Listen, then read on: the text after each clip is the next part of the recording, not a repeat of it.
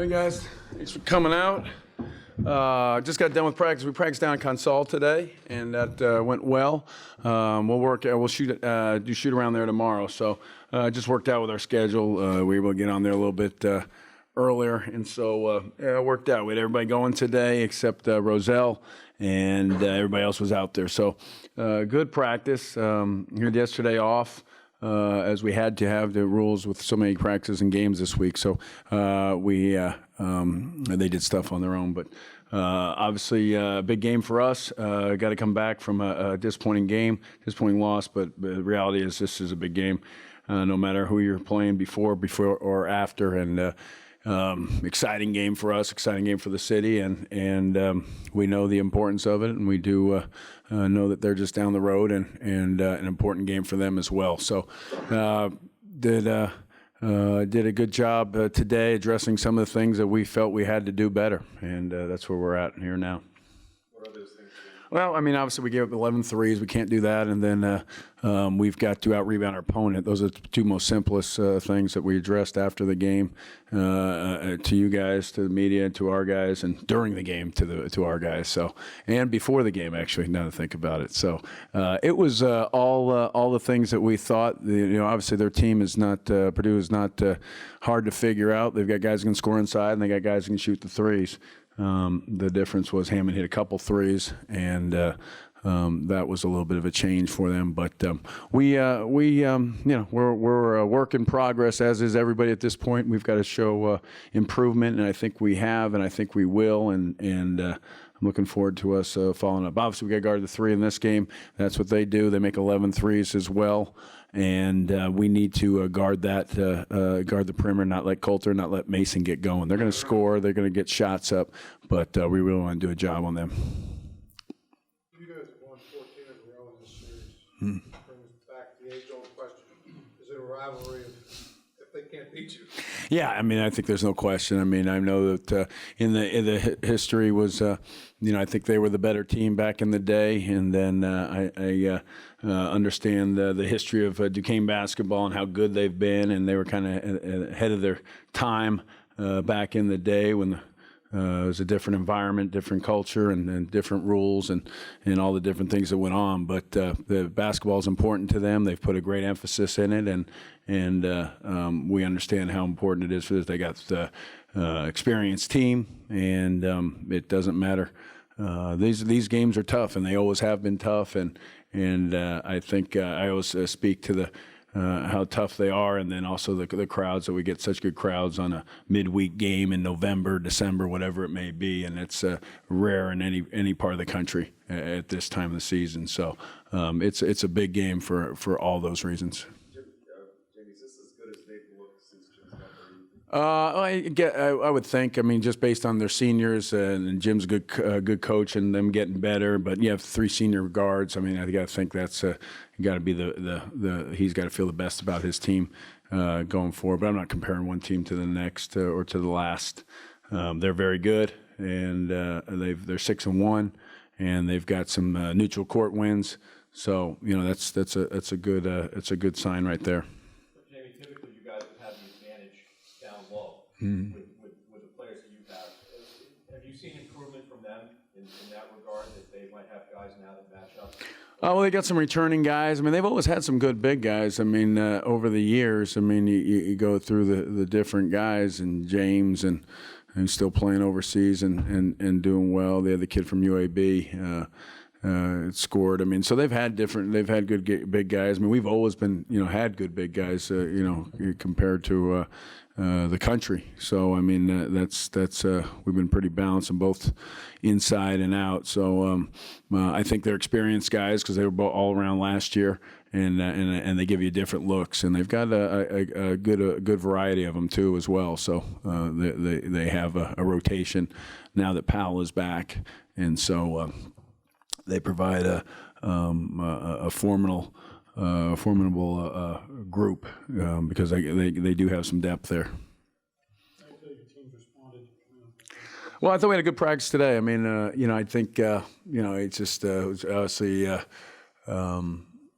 we felt we should have won the game. You got a lead in the second half, late in the second half, you should win the game, and we didn't. So, we feel. We had a good practice today. That's it. But I thought we had a great shoot around before the Purdue game, and we were ready to go, and I was certain we'd get off to a great start. So, that didn't happen. But we were well prepared for last game. We'll be well prepared for this game. We're excited about it, and you got to be.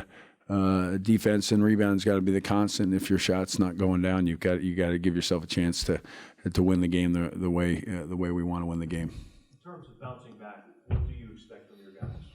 We had a good practice today. So again, it's a lot of things have happened over the 48 hours since we lost. So.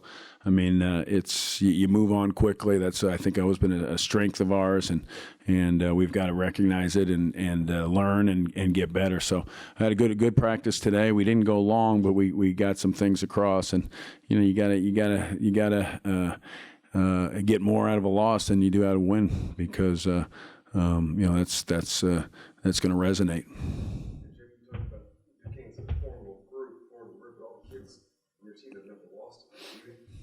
Try to guard against them taking an opponent like them they're 6-1, we're 4-1. They got a better record than we have. It's pretty simple in that regard. They know each other. They know the value of the game. They know the importance of the game. All those different things. And we're coming off a loss, so I think that provides. We can't feel too over confident about ourselves. We just lost our last game, so I guess that would be probably the best remedy for that. Not the one you want to have, but the position we're in right now. Did you pay attention to the other games in the Big Ten ACC? Yeah, I watched some of them last night. I watched one of them last night, but in between watching a film at Duquesne and getting ready for them. So. Not so much just the different matchups, but not so much what the statistical numbers are, but just see who's playing. But it'll be over here, and it's already over. So it's you're so focused on your team in hand. That's. I don't disagree with the notion that Duquesne might be faster than you guys, or quicker. That's one edge that they have. Do you think that is somewhere where you guys need to try to counter that?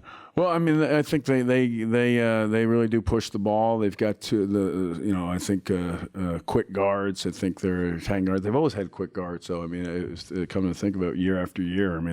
These guys have been there for 3 years, 4 years in Coulter's case, and has been playing a lot. So they've always had quick guards.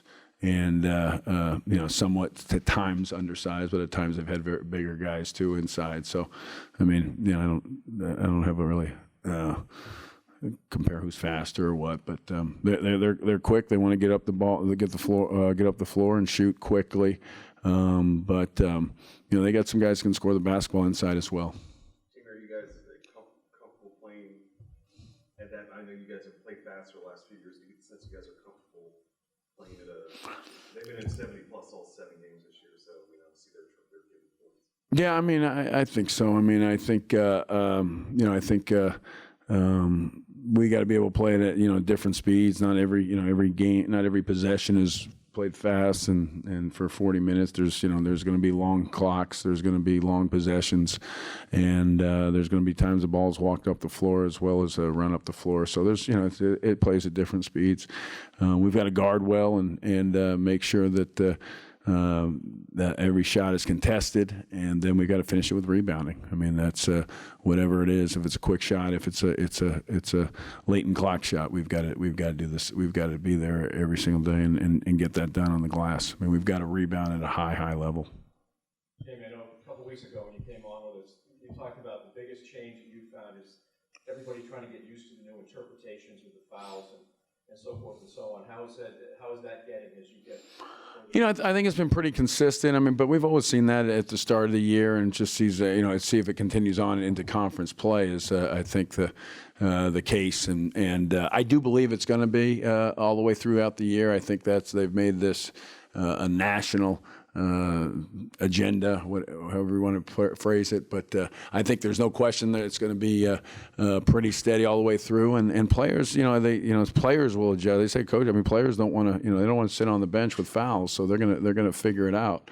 And it does change some things. There's no question about it. So, the NBA did it, and they did it a while back, and it increased their scoring. And it's not really hard to figure. I mean, if you can't foul them when they're shooting, then it's harder to make shots. So, there's still going to be some ones where you get fouled on a shot, but there's going to be a lot less of those opportunities or situations, I should say.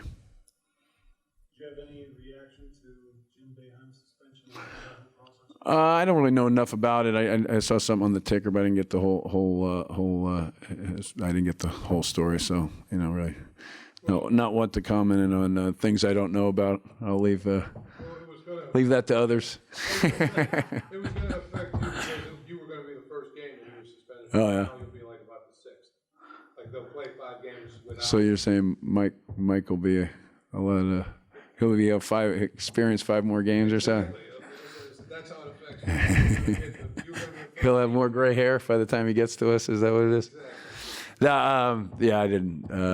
Well, I guess that's how I look at it. I didn't even know where it falls. I know I heard somebody talking about it when we got off the bus, and I kind of did the math and knew he was. They got a few games to go, but it's again, don't really know enough about it. Wasn't in on the meetings or on the investigation, so I'll sit it out. I know there are other factors at play, but are you fine with where this game falls on the schedule? Would you like to play it a little bit later? Like mid to late December after finals are over, school's out, et cetera? Or are you fine with sort of where it's at? Oh, I mean, they're in a tournament. We're in a tournament. Our tournament next year this year is later, so you just couldn't fit it. Just how it falls, I mean, we got to figure it out. It's based on finals, exempted tournaments generally. Those are really the deciding factors on where it falls, and they don't generally want to play it early. Is what too early, so it doesn't leave us many other options. It's usually going to be about this time, depending again on the exempted tournaments. Those everybody signs up for those early, and then we got to kind of work around those. So that's really the main factor in the timing of the event.